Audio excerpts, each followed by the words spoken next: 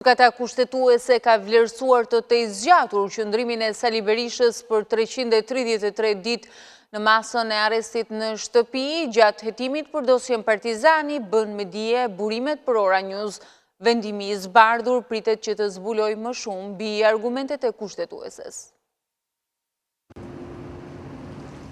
Gjykata kushtetuese ka cilësuar të zgjatur qëndrimin e gjatë të Sali Berishës në masën e arrestit në shtëpi në kuadër të hetimit të SPAK për dosjen Partizani, bën me dije burime për Ora News. Kushtetuesja sipas burimeve ka dalë në këtë vendim pasi më 17 dhjetor mori në shqyrtim mbi bazë dokumentesh ankimimin e liderit të opozitës kundër vendimeve të dy shkallëve të gjykatës së posaçme dhe gjykatës së lartë. Dy shkallët e gjykatës së posaçme përkatësisht në data 80 korrik 2024 dhe 19 shtator 2024, sikurse edhe kolegji penal i gjykatës së lartë më 17 dhjetor 2024 vendosen lënien në fuqi të masës arrest shtëpie për Kryedemokratin. Vendimi që ende nuk është zbardhur mësohet se është marrë me shumicë votash nga anëtarët e gjykatës kushtetuese. Sali Berisha u vendos në tetor të vitit 2023, fillimisht në masën e detyrimit për paraqitje dhe ndalimit të daljes jashtë vendit me kërkesë të SPAK gjatë hetimit për çështjen Partizani. Ish kryeministri nuk i zbatoi këto masa me argumentin se SPAK duhet t'i drejtohej fillimisht kuvendit. Kjo bëri që SPAK të shkojë në kuvend për lejen e arrestimit të Sali Berishës dhe vendosjen e tij në masën arrest shtëpie. Sali Berisha e nisi zbatimin e masës më 30 dhjetor të vitit 2023. Në një vendim të mëhershëm, gjykata kushtetuese i dha të drejtë pjesërisht Berishës, duke e konsideruar si jo proporcionale masën e ndalimit të daljes jashtë vendit. Pas këtij vendimi, gjykata e posaçme më 27 nëntor 2024 ndryshoi masën e sigurisë për Berishën nga arrest shtëpie në detyrim paraqitje, të cilën Kryedemokrati e zbaton edhe aktualisht 2 herë në muaj.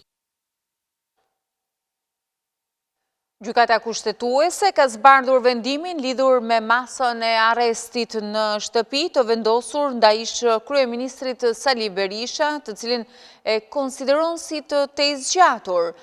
Pas shqyrtimit të vendimeve të gjykatës së posaçme të shkallës së parë, apelit dhe kolegjit penal të gjykatës së lartë, kushtetuesja konkludoi se vimi i masës arrest në shtëpi ishte në kundërshtim me kushtetutën. Sipas kushtetutës, gjykata e zakonshme nuk ka dhënë një arsyetim të ri të mjaftueshëm për të justifikuar kufizimin e lirisë Berishës, pasi ato janë mbështetur në të njëjtat nevoja sigurimi të përdorura shumë muaj më parë, në momentin kur u caktuan për herë të parë masat detyrim për të paraqitur dhe ndalimi i daljes jashtë shtetit.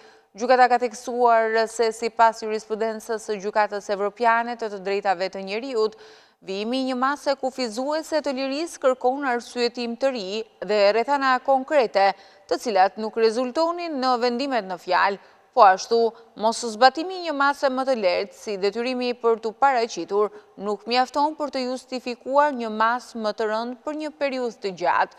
Në fund të vendimit, gjykata kushtetuese thotë se shpenzimet e përfaqësimit të kërkuesit në vlerë prej 75.000 lekë i ngarkohen Ministrisë së Financave.